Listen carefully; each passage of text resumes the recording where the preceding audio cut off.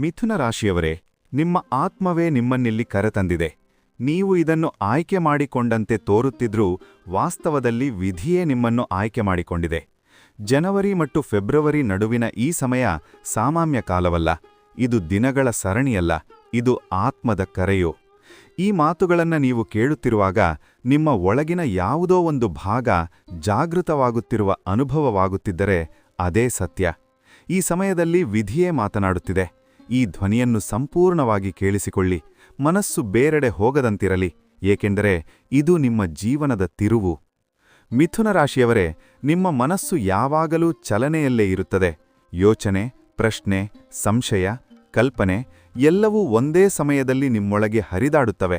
ಆದರೆ ಕಳೆದ ಕೆಲವು ತಿಂಗಳುಗಳಲ್ಲಿ ಈ ಚಲನೆ ನಿಮಗೆ ನೆಮ್ಮದಿ ನೀಡಲಿಲ್ಲ.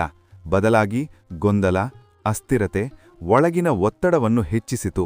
ನೀವು ತೆಗೆದುಕೊಂಡ ನಿರ್ಧಾರಗಳು ಸರಿಯೇ ತಪ್ಪೇ ಎಂಬ ಅನುಮಾನ, ನೀವು ನಂಬಿದವರಿಂದ ಸಿಕ್ಕ ನಿರ್ಲಕ್ಷ್ಯ, ನೀವು ಹೇಳಿದ ಮಾತುಗಳನ್ನು ಅರ್ಥಮಾಡಿಕೊಳ್ಳದೆ ಹೋದ ಕ್ಷಣಗಳು ನಿಮ್ಮ ಮನಸ್ಸನ್ನು ಮೃದುವಾಗಿ ಗಾಯಗೊಳಿಸಿವೆ. ನೀವು ನಗುತ್ತಾ ಮಾತನಾಡುತ್ತಿದ್ದರೂ ಒಳಗೊಳಗೆ ಭಾರವನ್ನು ಹೊತ್ತುಕೊಂಡೇ ನಡೆದಿದ್ದೀರಿ. ಆದರೆ ಈ ಎಲ್ಲವೂ ಕಾರಣವಿಲ್ಲದೆ ನಡೆದಿಲ್ಲ. ಈ ಮಾತುಗಳು ಯಾದೃಚ್ಛಿಕವಲ್ಲ. ಜನವರಿ ತಿಂಗಳ ಆರಂಭದ ದಿನಗಳು ಆತ್ಮಿಕವಾಗಿ ಅತ್ಯಂತ ಮಹತ್ವದವು. ವರ್ಷದ ಆರಂಭದಲ್ಲೇ ಕರ್ಮದ ಲೆಕ್ಕಪತ್ರಗಳು ತೆರೆದುಕೊಳ್ಳುತ್ತವೆ. ಸಂಕಷ್ಟಿ ಚತುರ್ಥಿಯ ದಿನ ಜನವರಿ 6, 2026 ನಿಮ್ಮ ಜೀವನದಲ್ಲಿ ಒಂದು ಸೂಕ್ಷ್ಮ ಆದರೆ ಆಳವಾದ ಬದಲಾವಣೆ ಆರಂಭವಾಗುತ್ತದೆ. ಇದು ಹೊರಗಿನ ಜಗತ್ತಿನಲ್ಲಿ ತಕ್ಷಣ ಕಾಣಿಸದಿರಬಹುದು, ಆದರೆ ನಿಮ್ಮ ಒಳಗಿನ ಸಂಭಾಷಣೆ ಬದಲಾಗುತ್ತದೆ. ನೀವು ನಿಮ್ಮನ್ನೇ ಕೇಳಿಕೊಳ್ಳುವ ಪ್ರಶ್ನೆಗಳ ಸ್ವರೂಪ ಬದಲಾಗುತ್ತದೆ. ಏಕೆ ನಾನು ಹೀಗಿದ್ದೇನೆ ಎಂಬ ಪ್ರಶ್ನೆಯಿಂದ ನಾನು ಮುಂದೆ ಏನು ಮಾಡಬೇಕು ಎಂಬ ಪ್ರಶ್ನೆಯತ್ತ ನಿಮ್ಮ ಮನಸ್ಸು ಸಾಗುತ್ತದೆ. ಇದು ಗಣಪತಿಯ ಕೃಪೆಯಿಂದ ಆರಂಭವಾಗುವ ಅಡ್ಡಿ ನಿವಾರಣೆಯ ಪ್ರಕ್ರಿಯೆ. ಈ ಅವಧಿ ಕೇವಲ ಜ್ಯೋತಿಷ್ಯ ಸಂಯೋಗವಲ್ಲ, ಇದು ಕರ್ಮ ಶುದ್ಧೀಕರಣ ಮತ್ತು ಆತ್ಮಿಕ ಜಾಗೃತಿಯ ನಡುವಿನ ಸೇತುವೆ. ಶಿವತತ್ವ ಈ ಸಮಯದಲ್ಲಿ ಮೌನವಾಗಿ ಕಾರ್ಯನಿರ್ವಹಿಸುತ್ತದೆ. ಶಿವನು ಶಬ್ದ ಮಾಡದೆ ಆದರೆ ಗಾಢವಾಗಿ ನಿಮ್ಮ ಜೀವನದ ಹಳೆಯ ಪದರಗಳನ್ನು ತೆಗೆಯುತ್ತಾನೆ. ನೀವು ಹಿಂದೆ ಅನುಭವಿಸಿದ ವಿಳಂಬಗಳು, ನಿರಾಕರಣೆಗಳು, ಗೊಂದಲಗಳು ಶನಿಯ ಪಾಠಗಳಾಗಿದ್ದವು. ಶನಿ ಎಂದರೆ ಶಿಕ್ಷೆಯಲ್ಲ, ನ್ಯಾಯ. ನೀವು ಕಲಿಯಬೇಕಾದ ಪಾಠಗಳನ್ನು ಕಲಿಯುವವರೆಗೆ ಅವನು ನಿಮ್ಮನ್ನು ಕಾಯಿಸಿದ. ನಿಮ್ಮ ಮನಸ್ಸಿನ ಚಂಚಲತೆಯನ್ನು ಸ್ಥಿರತೆಗೆ ತರಲು, ನಿಮ್ಮ ಮಾತಿನ ವೇಗವನ್ನು ವಿವೇಕಕ್ಕೆ ಕರೆದೊಯ್ಯಲು, ನಿಮ್ಮ ನಿರ್ಧಾರಗಳನ್ನು ಆಳಕ್ಕೆ ಇಳಿಸಲು ಈ ಪಾಠಗಳು ಅಗತ್ಯವಿತ್ತು. ಗುರುವಿನ ಪ್ರಭಾವ ಈ ಅವಧಿಯಲ್ಲಿ ನಿಮ್ಮ ಜೀವನದಲ್ಲಿ ನಿಧಾನವಾಗಿ ಬೆಳಕನ್ನು ಹರಡುತ್ತದೆ. ಗುರು ಎಂದರೆ ಮಾರ್ಗದರ್ಶನ. ಜನವರಿ 6 ನಂತರ ನೀವು ಕೇಳುವ ಮಾತುಗಳು, ಓದುವ ವಿಷಯಗಳು, ಕಾಣುವ ಘಟನೆಗಳು ಎಲ್ಲವೂ ನಿಮಗೆ ಅರ್ಥಪೂರ್ಣವಾಗಿ ತೋರುತ್ತವೆ. ಇದು ಯಾದೃಚ್ಛಿಕವಲ್ಲ. ನಿಮ್ಮ ಆತ್ಮ ಮುಂದಿನ ಹಂತಕ್ಕೆ ಸಿದ್ಧವಾಗುತ್ತಿದೆ. ಫೆಬ್ರವರಿ ಆರಂಭವಾಗುತ್ತಿದ್ದಂತೆ ಈ ಮಾರ್ಗದರ್ಶನ ಇನ್ನಷ್ಟು ಸ್ಪಷ್ಟವಾಗುತ್ತದೆ. ನೀವು ಹಿಂದೆ ಗೊಂದಲದಿಂದ ದೂರವಿಟ್ಟ ನಿರ್ಧಾರಗಳನ್ನು ಈಗ ಧೈರ್ಯದಿಂದ ಎದುರಿಸಲು ಆರಂಭಿಸುತ್ತೀರಿ. ರಾಹು ಮತ್ತು ಕೇತು ಈ ಅವಧಿಯಲ್ಲಿ ನಿಮ್ಮ ಮನಸ್ಸಿನ ಒಳಗಿನ ಗುಪ್ತ ಭಯಗಳನ್ನು ಹೊರಗೆ ತರುತ್ತವೆ. ನೀವು ಬಹಳ ದಿನಗಳಿಂದ ತಪ್ಪಿಸಿಕೊಂಡ ಸತ್ಯಗಳು ಈಗ ನಿಮ್ಮ ಮುಂದೆ ನಿಲ್ಲುತ್ತವೆ. ಇದು ಸಂಬಂಧಗಳ ವಿಷಯವಾಗಿರಬಹುದು, ಕೆಲಸದ ದಿಕ್ಕಾಗಿರಬಹುದು, ನಿಮ್ಮ ಸ್ವಂತ ಮೌಲ್ಯದ ಅರಿವಾಗಿರಬಹುದು.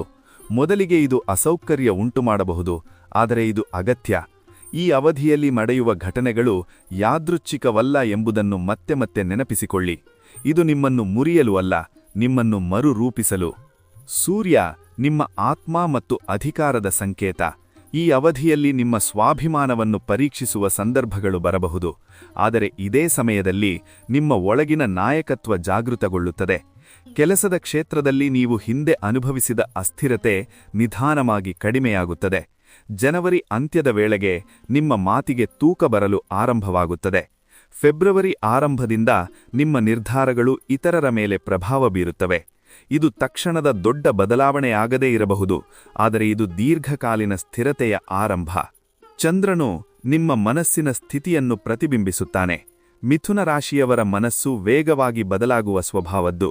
ಈ ಅವಧಿಯಲ್ಲಿ ಕೆಲವು ದಿನಗಳು ಅತಿಯಾದ ಯೋಚನೆ, ಕೆಲವು ದಿನಗಳು ಅಸಹಜ ಶಾಂತಿ ಅನುಭವವಾಗಬಹುದು. ಇದು ಸಹಜ. ಇದು ಮನಸ್ಸಿನ ಪುನಃ ಸಮತೋಲನ. ನೀವು ಬಹಳ ದಿನಗಳಿಂದ ನಿಮ್ಮ ಭಾವನೆಗಳನ್ನು ಮಾತಿನ ಮೂಲಕ ಮುಚ್ಚಿಹಾಕಿದ್ದೀರಿ. ಈಗ ಅವುಗಳನ್ನು ಮೌನದಲ್ಲಿ ಅರಿಯುವ ಸಮಯ. ಶಿವರಾತ್ರಿಯತ್ತ ಸಾಗುವ ದಿನಗಳಲ್ಲಿ ನಿಮ್ಮ ಮನಸ್ಸು ನಿಧಾನವಾಗಿ ಆಳದ ಸ್ಥಿರತೆಯನ್ನು ಪಡೆಯುತ್ತದೆ. ಮಹಾಶಿವರಾತ್ರಿ ಈ ಅವಧಿಯ ಕೇವಲ ಅಂತ್ಯವಲ್ಲ, ಅದು ಪರಿವರ್ತನೆಯ ಶಿಖರ. ಫೆಬ್ರವರಿ 15, 2026. ಈ ದಿನ ನಿಮ್ಮ ಜೀವನದಲ್ಲಿ ಯಾವುದೋ ಒಂದು ಹಳೆಯ ಭಾರ ಇಳಿಯುತ್ತದೆ. ನಿಮಗೆ ತಿಳಿಯದೆ ನಿಮ್ಮನ್ನು ಬಂಧಿಸಿದ ಆತಂಕ, ಗೊಂದಲ, ಭಯ ಎಲ್ಲವೂ ಶಿವನ ಕೃಪೆಯಿಂದ ಕರಗಲು ಆರಂಭವಾಗುತ್ತದೆ. ಶಿವನು ಮೌನ ರಕ್ಷಕ. ಅವನು ನಿಮ್ಮನ್ನು ಕೈ ಹಿಡಿದು ಎಳೆಯುವುದಿಲ್ಲ, ಆದರೆ ನೀವು ಬೀಳದಂತೆ ನಿಮ್ಮ ಹಿಂದೆ ನಿಂತಿರುತ್ತಾನೆ. ಈ ದಿನದ ನಂತರ ನೀವು ನಿಮ್ಮನ್ನು ಹೆಚ್ಚು ಸ್ಪಷ್ಟವಾಗಿ ಅರಿಯುತ್ತೀರಿ. ಆರ್ಥಿಕವಾಗಿ ಈ ಅವಧಿ ನಿಮಗೆ ಎಚ್ಚರಿಕೆಯ ಜೊತೆಗೆ ಅವಕಾಶವನ್ನು ನೀಡುತ್ತದೆ. ಜನವರಿ ಮೊದಲಾರ್ಧದಲ್ಲಿ ಹಣದ ವಿಚಾರದಲ್ಲಿ ಗೊಂದಲಗಳಿರಬಹುದು, ಆದರೆ ಇದು ನಿಮಗೆ ಜವಾಬ್ದಾರಿಯನ್ನು ಕಲಿಸಲು. ಫೆಬ್ರವರಿ ಆರಂಭದಿಂದ ನಿಧಾನವಾಗಿ ಸ್ಥಿರತೆ ಕಾಣಿಸುತ್ತದೆ. ನೀವು ಈ ಅವಧಿಯಲ್ಲಿ ಮಾಡುವ ನಿರ್ಧಾರಗಳು ಮುಂದಿನ ವರ್ಷಗಳಿಗೆ ಭದ್ರತೆಯಾಗಿ ಪರಿಣಮಿಸುತ್ತವೆ.